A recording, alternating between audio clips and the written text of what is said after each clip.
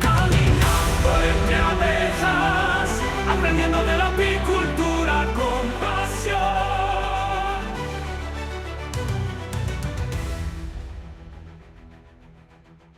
Hola y bienvenidos. Hoy vamos a analizar una práctica que, bueno, a primera vista podría parecer simple jardinería. Limpiar la maleza alrededor de las colmenas. Sí, algo que parece de mantenimiento, sin más. Exacto. Pero la fuente que tenemos delante, que se titula Desbroce estratégico, fundamento del colmenar productivo, nos abre los ojos a algo mucho más profundo. Muchísimo más. Así que vamos a intentar entender por qué esta tarea, lejos de ser un trámite, es una herramienta de gestión potentísima para un apicultor. Claro. Con un impacto directo en la salud, la seguridad, en todo. De hecho, el texto arranca con una idea que me encanta. Esto no es una guerra contra la vegetación. No. Es una negociación con el territorio. Y esa palabra negociación es que es el marco perfecto. Cambia toda la perspectiva. Totalmente. No se trata de arrasar, sino de entender la biología de la abeja, el ecosistema, y crear las condiciones óptimas.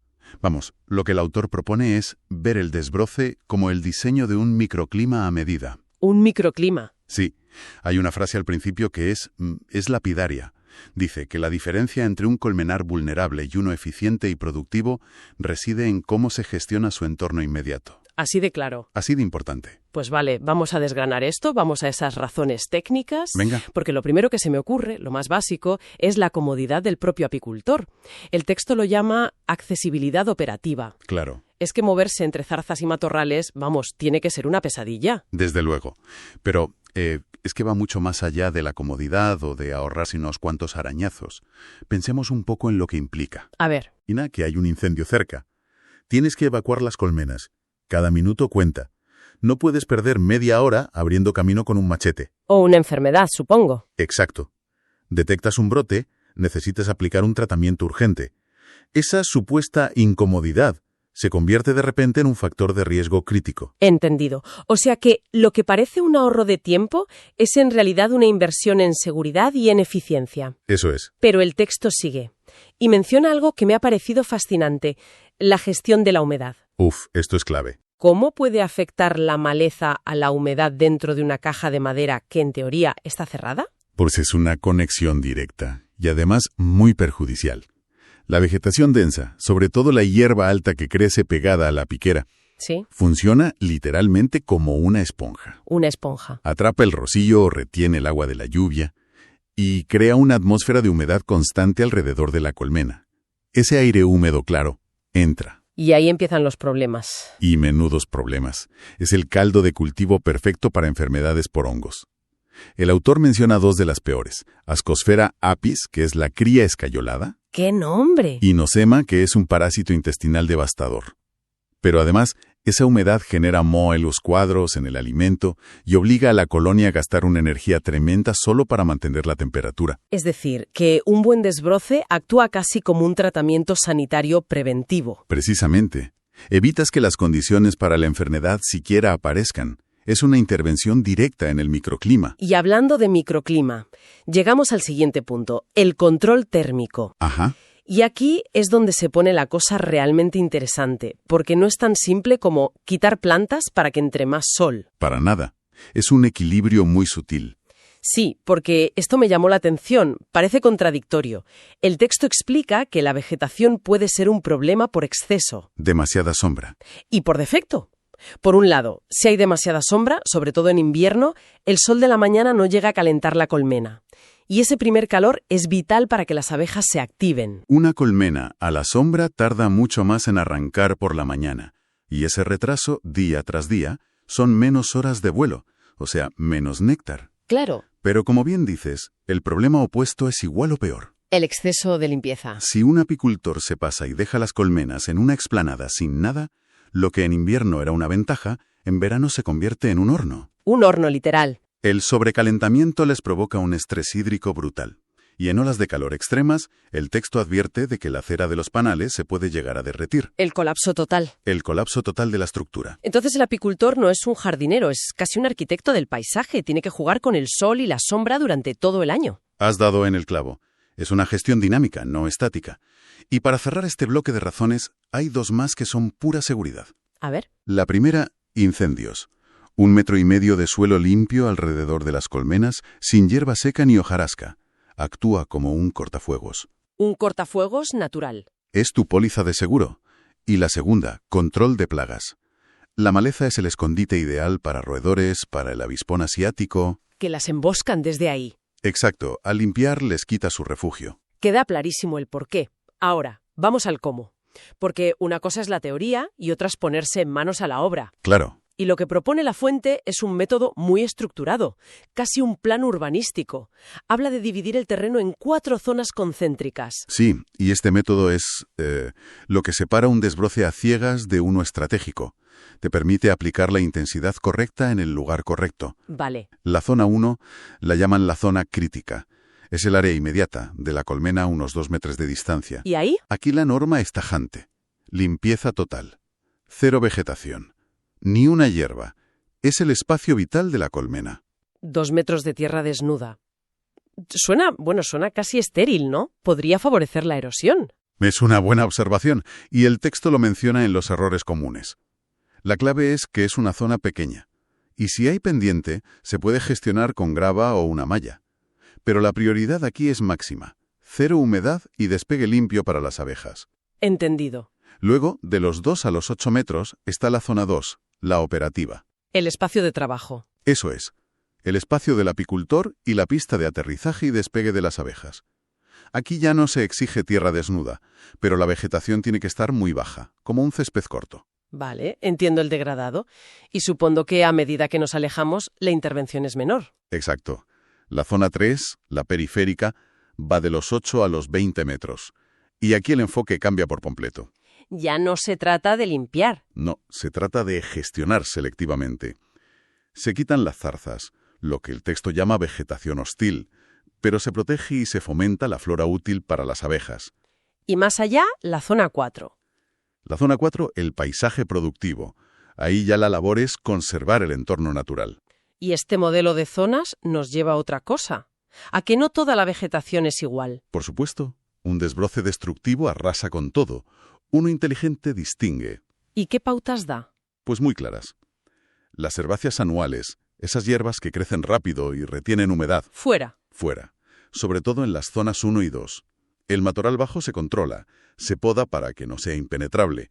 Pero, y esto es lo importante, la vegetación apícola, romero, cantueso, tomillo, eso es un tesoro. Eso se preserva. A toda costa, en las zonas 3 y 4. Y claro, cualquier especie invasada.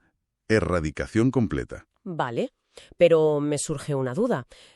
Si tengo un romero a 3 metros de la colmena, en la zona 2, ¿qué hago? Buena pregunta. ¿Lo quito porque está en la zona operativa o lo dejo porque es flora apícola? Pues ahí entra el criterio del apicultor, la negociación. Ajá. Probablemente, la recomendación sería podarlo para mantenerlo bajo, compacto, que no moleste al vuelo, pero sin eliminar esa fuente de néctar. Vale, es un equilibrio constante. Siempre. Y para todo esto hacen falta las herramientas adecuadas. Y el momento adecuado. El cuándo es casi más importante que el con qué. ¿Y el momento óptimo, según el texto, suele ser? A finales de verano o principios de otoño. ¿Por qué? Es un equilibrio. La vegetación ya está seca, la actividad de la colonia baja, se reduce el riesgo de incendio con la maquinaria y dejas el colmenar limpio para pasar el invierno. Tiene toda la lógica. Oye, hemos hablado mucho del apicultor, del clima, de las plantas. Pero, ¿y la abeja? ¿Cómo vive esto una abeja individual? ¿De verdad nota si una rama está un poco más alta o más baja? La respuesta es un sí rotundo. Y el impacto es enorme. ¿Ah, sí? El texto lo describe de una forma muy gráfica. En un entorno mal desbrozado, cada viaje de una pecoreadora es una carrera de obstáculos. Choca con cosas. Choca con tallos, tiene que esquivar ramas, el viento crea turbulencias. Todo eso es un gasto de energía adicional en cada vuelo. Un pequeño gasto. Pequeño, pero multiplica ese gasto por los miles de vuelos de cada abeja y por las decenas de miles de pecoreadoras.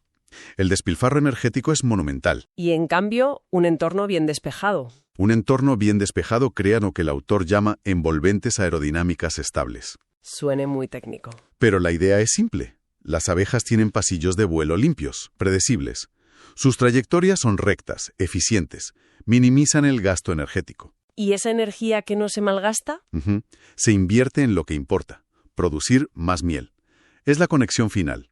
Es un beneficio que no ves en el día a día, pero que se nota, y mucho, en la báscula al final de la temporada. Es una conexión causa-efecto brutal. Pasar de quitar unas hierbas a aumentar la producción de miel a través de la aerodinámica. Es impresionante. Lo es. Pero, claro, si se puede hacer también se puede hacer muy mal. El texto dedica un apartado a los errores comunes. Y es una lista de advertencias muy, muy necesaria. El primer error, quizá el más común, es el exceso de celo. El quererlo todo perfecto. Exacto. Eliminar flora apícola útil solo porque afea un poco. Sacrificar alimento por estética. Y el segundo, el que ya comentamos, dejar las colmenas a pleno sol en verano. Otro muy frecuente.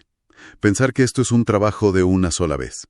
No planificar los ciclos de rebrote es un fallo de estrategia. También menciona errores de procedimiento, como trabajar en las horas de máximo vuelo, que parece de sentido común, pero se olvida. Y causa un estrés enorme a las abejas y aumenta el riesgo de picaduras. claro. Y hay uno final, más ecológico. Crear grandes calvas en zonas con pendiente. Eso, con las primeras lluvias, provoca una erosión tremenda. Es pan para hoy y hambre para mañana. Totalmente. Por eso el autor lo resume con una sentencia final. Un mal desbroce puede ser peor que no hacerlo. Deja claro que no va de fuerza bruta, sino de inteligencia. De observación y de planificación. Pues, a modo de resumen, creo que la gran idea que sacamos de aquí es que el desbroce estratégico es mucho más que el limpiar. Muchísimo más. Es una disciplina que integra seguridad, sanidad, gestión del microclima y eficiencia productiva.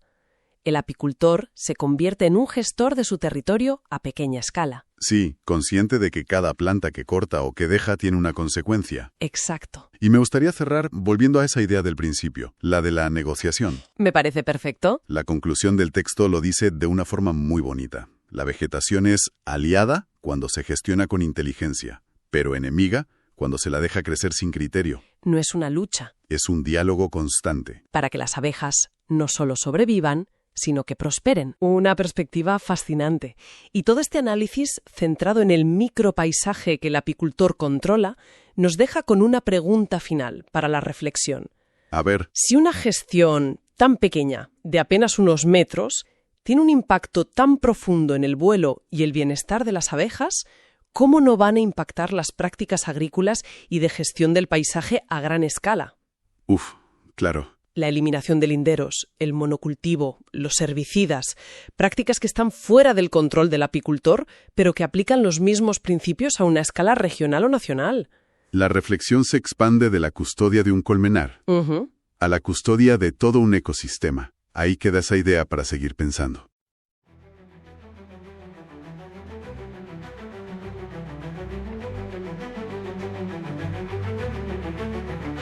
Caminando entre abejas, aprendiendo de la apicultura.